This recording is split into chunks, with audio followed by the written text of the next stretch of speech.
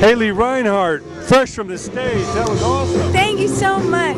Now, why would you choose to do with Janis Joplin? Well, I wanted to kind of bring the female rock and roll to the stage tonight. We've got a lot of this incredibly legendary male rock and rollers that I'm so honored to be on the stage with.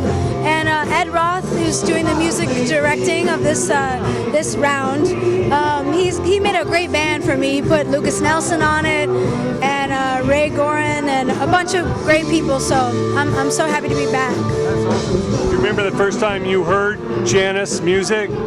Yeah, I remember my mom is a really fantastic singer back in Chicago, and her and my dad are in a group called Midnight. They play Janis and all rock and roll. You heard them doing it live? I heard them doing it live, and I remember, you know, listening back to the real one, and, you know, having her, hearing the record, having her portrayed on stage, lifting the microphone up, the stand, I mean, and, you know, it just, it only gets better every time you hear that song, you know. And like Aretha Franklin, you know, the great queens of soul, and mix the soul with the rockin' soul. You got it.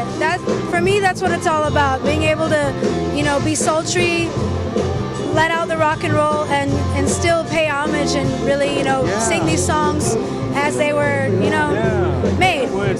You know, it comes down to a great song first, but I always say the vocal really makes it. Sure, I agree. It's the song, but when Aretha's singing that song or Janis singing that song, it just makes the hair on the back of your neck stand up like, wow, they are giving it their all. Yeah, they make you believe it. It's one thing to have a song be the hero, which you have to have that song, but it's another thing to have that person that's going to stand there and make you believe every single nuance and word that they're saying. And that's, you know, it's more feel than anything. I'm sure all these guys up there tonight will tell you the same thing, but it's all about the feel. If you feel it in here, then that's the beginning. And music is such a universal language. You could have been singing a different language and we would feel it. Sure, exactly. You didn't even know what you were talking about. You know what? You're so right. I was in Indonesia once and got a super group together. We didn't even speak. I didn't speak the same language, but we literally communicated through body language and feel. And sometimes that's all you need. Yeah. You know? And that great American soul music has gone all over the world. We're talking to Phil Chin and these guys from England. Yeah. And all their heroes were American soul artists. Little Richard and James Brown and Chuck Berry. Everybody was inspired by all that. that Otis Redding. And everyone.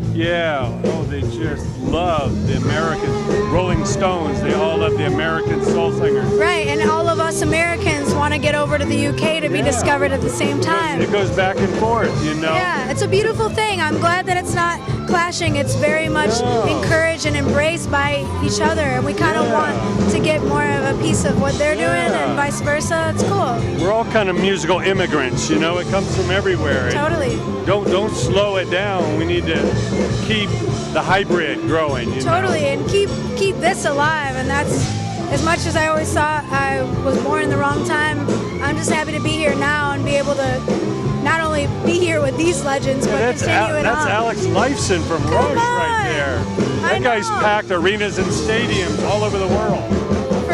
For many years. That music means something to millions of people. It does, and it will, I'm sure, for decades and decades and decades, centuries. The music is timeless. It is, and I feel like that word right there is the most important.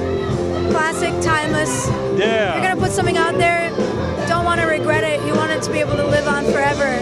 Yeah, I'm excited about Greta Van Fleet. These are young kids out of a farm in Michigan, growing up listening to blues records. Yeah. And everybody's thinking they're copying Zeppelin. They actually grew up listening to blues.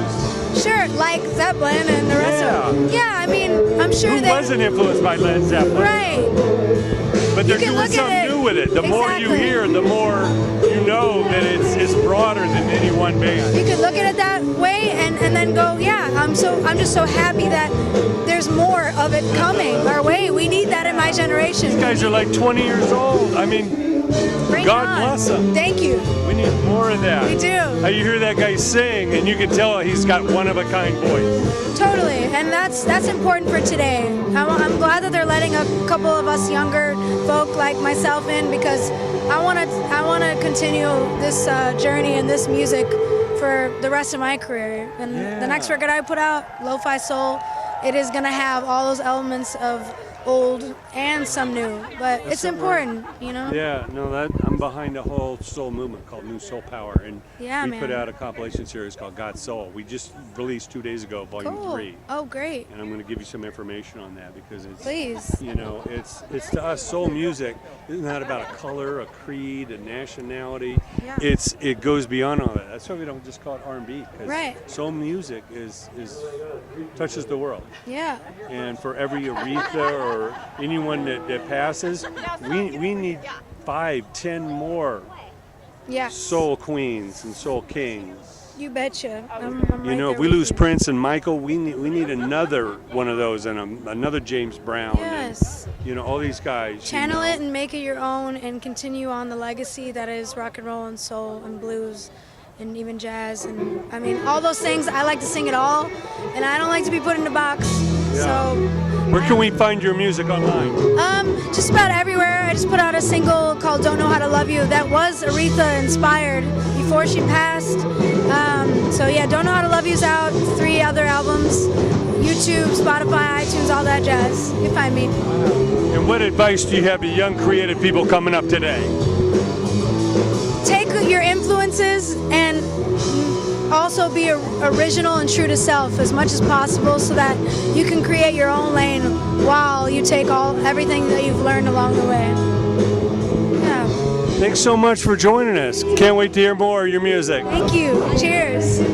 I need to get